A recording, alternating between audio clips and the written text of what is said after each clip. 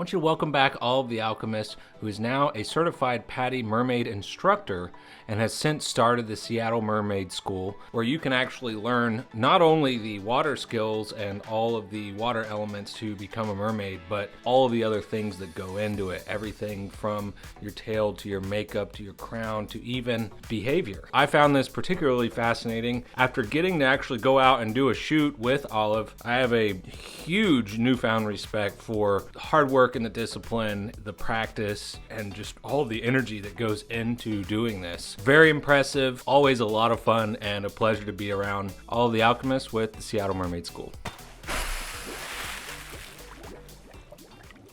All of the Alchemists, thanks for coming back on. Hi, Kenny. It's so wonderful to see you in person this time. That's a little more real. A little bit. Very fun. How did you get started? When I was 10 years old, my 11th birthday was coming up, and I'm a summer baby, so I asked my parents to take me to Joann Fabrics so that I could get 4 yards of bathing suit material, because I had looked up a YouTube tutorial of like how to hand sew your own mermaid tail. So I, in my garage, took a pair of bifins, like scuba diving fins, and a piece of plywood, and I screwed them together with nails and put that inside my little gold bathing suit material strap, and I went swimming in my pool for the first time like that. The nails rusted immediately, and it was wildly unsafe, and after a couple months of doing that, my parents took me to the ocean, and we tried there. Watching the industry go from that to what it is today has been an absolutely wild, once-in-a-lifetime kind of experience. You also did some serious swim training. A large part has to do with, water safety. I was born into a family where my parents loved the water just as much as I did. I went to a summer camp every summer for 3 years where I got to have lessons underneath Michael Phelps, teaching swimming technique, and of course this is lap swimming, so it's a little bit different than what I do today. Being taught how to be a professional in the water from the age of 9, 10, 11, 12 was everything to me. It set me up for a lifetime of seriousness about the hobby. What are you doing now? I've been wildly busy since leaving Disney. I had the absolute privilege of working for Walt Disney World with Ariel for 5 years. But since I left Disney, I suddenly had to do all of the getting people to me on my own. For the past year, I have been working diligently to kind of create that on its own organically in Seattle. My big passion project baby for the past year has been opening up the Seattle Mermaid School. What's happening next in the world of All of the Alchemists? My next couple of years are going to be really focusing on travel and accessibility for the professional information that I know from working at Disney as a character performer and from the years of tireless, dedicated swimming training that I have under Olympic and Olympic qualifying athletes. You put that all together and you get a Mersona performance specialist who can talk you through those land gigs and the wet gigs. And that is my dream, is to be an instructor for all things mermaid businessing. Everything that I do mermaiding to make money, my gigs, all of my performances, I put 100% of that straight back into the Seattle Mermaid School because I want mermaiding to be as accessible as it can be for everybody. I want people to feel the way that I do in this tale. And I know we touched on our last interview, and if you haven't seen that, you need to go back and watch it. We go into the art of mermaiding quite a bit, and what inspires you. You said doing it is the best part. Yeah. When do you feel like it got real? Even when I was performing at the world's largest mermaid convention last year, Mermagicon, as a convention leader, I walked up into the beginning of my lecture with the biggest imposter syndrome. Basically, last year I gave a lecture, and this year I'm giving a workshop on keeping in character. That same conversation about confidence and uplifting your own performance and how to kind of push through it when your audience doesn't believe you. And I realized that the only reason I was walking up there with that big imposter syndrome is because I wasn't taking my own advice. And I had to say the same thing to myself. Stop telling yourself that you don't deserve to be here, because I am knowledgeable, I am good at what I do, and there's a reason, like you said, that I have this following. That magic is inside of you, and only you get to say that this is a story that is going to be told. You've obviously done a lot of growing, and I've watched the evolution just go through the roof. Did you have an opinion that was pretty rock solid in the beginning, or opinion or a feeling that has totally flipped 180 today? There is a very uncomfortable shift happening right now in the mermaid industry. There used to be this wild spread of every single tale that came out was completely unique, completely like just never before seen kind of thing. Shortly after that, there were knockoff companies that started taking photos of those unique tales from the internet and printing them on these unsafe tales to use. Now, companies are legitimate, very, like, companies that have been there this whole time are pushing out fabric lines that look very similar to other tales fabric lines. Everything is starting to, like, encroach on designs that already exist. This is mine. Like, this is my design. This is my, like, I don't want anybody else to have a tiger shark inspired fin. But now that, like, the community is so large, I think that that's not the attitude. I think that there is room for mermaiding of all different kinds of colors and shapes and sizes and flukes. And if we have this diversity popping up in our art, or even this overlap in things that we're seeing before in this art, it's not different than any other art field that's ever existed ever. Anybody could wear this shape, you know, but it doesn't change the fact that they're not me as a performer. What do you see a lot of people, what mistake do you see being made a lot in the beginning that someone should just stop doing right now today? Just, okay, you can drop that. My first thing out of my mouth is always going to be water safety. I see people getting in tails that are, you know, they don't know how to swim in a monofin first. If you're not a strong swimmer, either take somebody with you who is, or make sure that you're in a close body of water with a lifeguard and put the tail on the side of the pool and put on a pair of fins first. Put on a monofin first. Learn how your feet being restricted in the water affects how you can get to the surface. Never mermaid alone and mermaid safely. Stop trying to jump right into the tail. Like, get a little practice maybe with a monofin before you go right into that. Absolutely. Okay. So far, I know you're going to have a lot of them. It's going to be tough. It's like picking the best movie, your favorite movie. Oh no. Where are we going with what this? What was the best moment as a mermaid for you so far? I had never been to Salt Springs before. And when I walked down those stairs for the first time and saw the walls around that spring, it reminded me so much of The Little Mermaid too. I had just gotten my very first Wonderland Arts crown, which is a underwater crown maker from Germany. And there was probably about 20 mermaids there that day. But from the shoreline, as I was going in and out of the water, kind of away from the photography sessions that were happening over there, I kept hearing this group of old people gasping. And they were going, wow, I know who the queen is. I think that was the day that I realized that it is not Disney that made me magic. There's a historical significance to the name mermaid, but tell me what is correct. I said last time that I tend to use the word merfolk instead of mermaid. And the reason why I did that is because it is a little bit more inclusive for LGBT people who don't use female pronouns or things like that. But I have learned that the word mermaid itself comes from 1000 BC Assyria. That word itself, mermaid, is just a translation of fish person. It is not technically a gendered word, even in the English translation today. So mermaid is a gender-free word. It sure is. Cool. And you do hear mermen, you hear mer people, you hear merfolk. All of those are correct too. Okay. I want to become a mermaid. I show up, I got my towel, I got my money, I have my dry change of clothes and a swimsuit. How do I get started? You can probably look up the name of a major city near you and the words Merfolk Pod. And those will have a local community of people who know a lot about your local water spots, where is safe to swim, what wildlife exists there, that kind of thing. Getting awareness of your local area is very, very important for beginning mermaiding.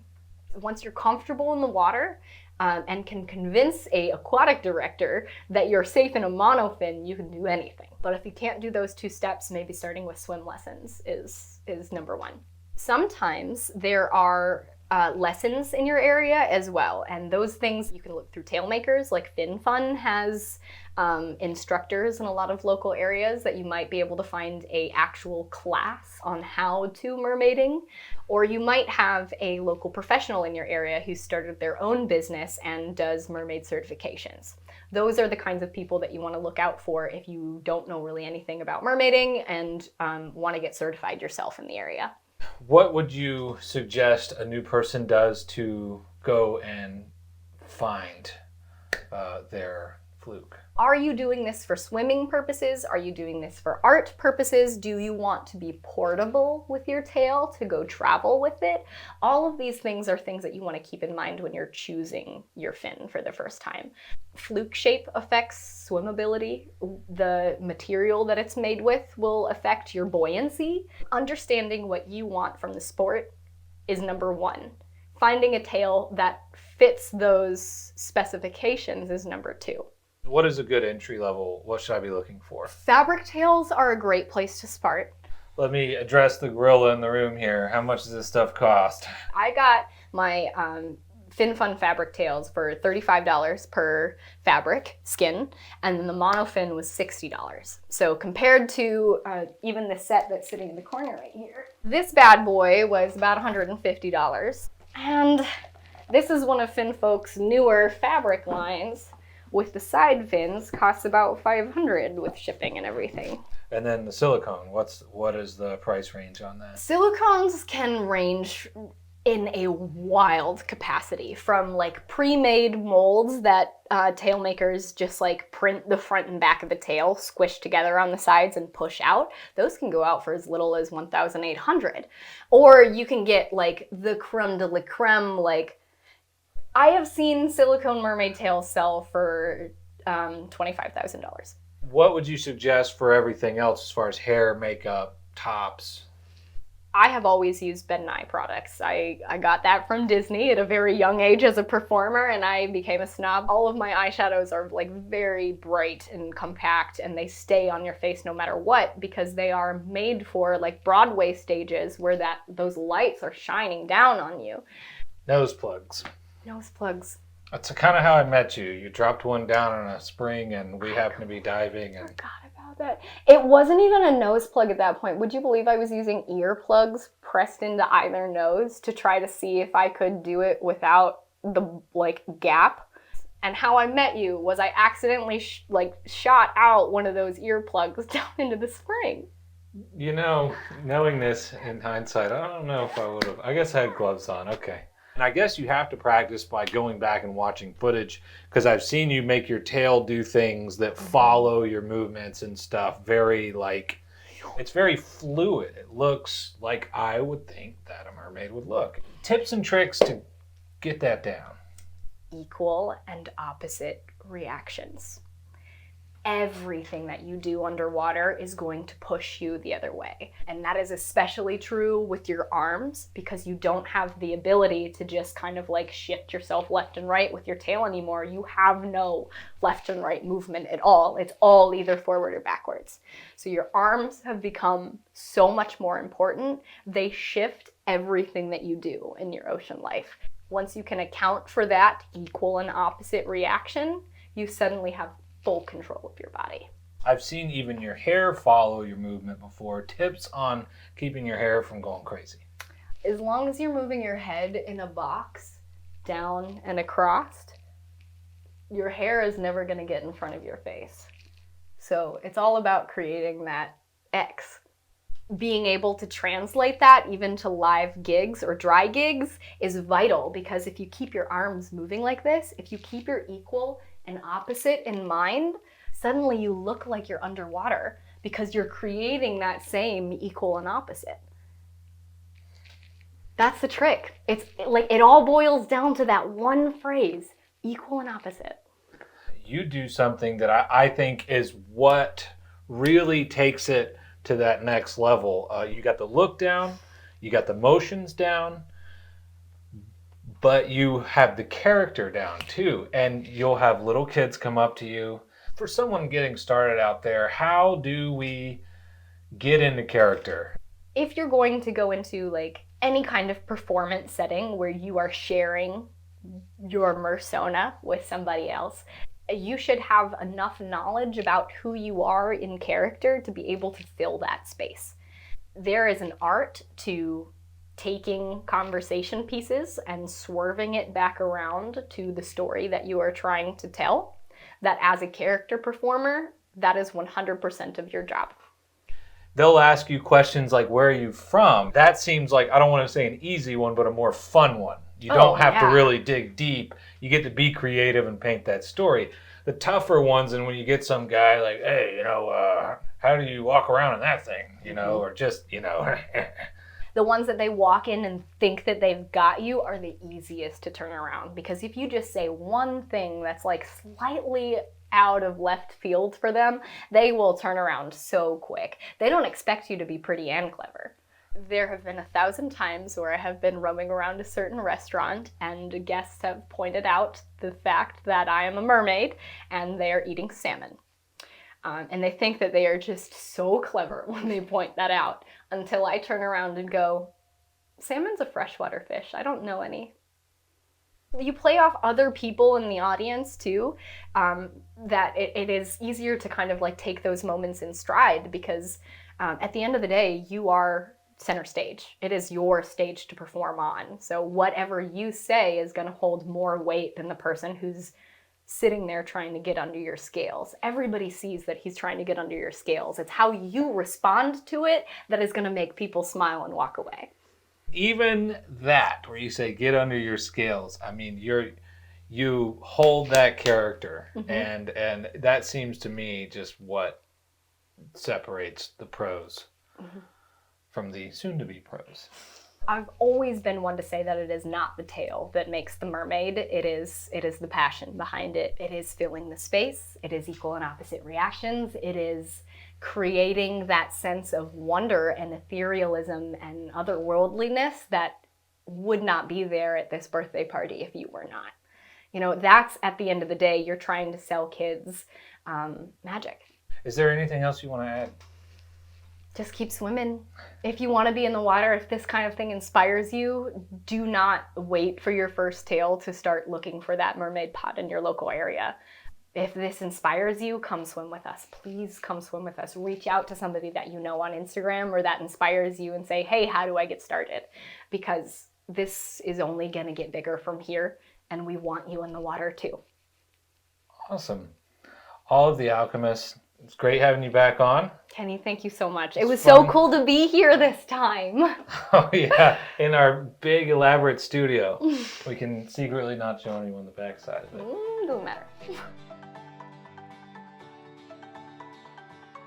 If you'd like the full-length, uncensored interview, go to sweetwaterscuba.com. That's also where you can support us, either by becoming a contributor, where it's $2.99 a month, and you get access to all the podcasts and videos, uncensored. Some of them are over an hour and a half long. We just cut out the ums and the mic checks, all the other stuff that didn't make it into the publicly available interview. And you can become a Sweetwater member for just $9.99 a month. That gets you access to all the uncensored interviews and all of the courses, and a physical postcard. Every month, something different is created here in-house and mailed out physically to you. It's blank, so you can send it to somebody else, maybe somebody that still needs to get scuba certified, or an old dive buddy you've lost touch with. You can collect these, put them on your fridge, or sell them on eBay for millions of dollars. So the membership has a lot of perks like that. Above all, everything supports all of our channels. This wouldn't exist without your help. Go over to sweetwaterscuba.com, become a member, become a contributor. It helps keep us going, not only this channel, but the Down to 60 channel, the children's books, the online courses, and everything else we do. And if it's not in the cards right now, just subscribe, follow, like. Everything helps. I appreciate you being here, and hope I'll see you on the next podcast, video, or wherever else we find each other underwater.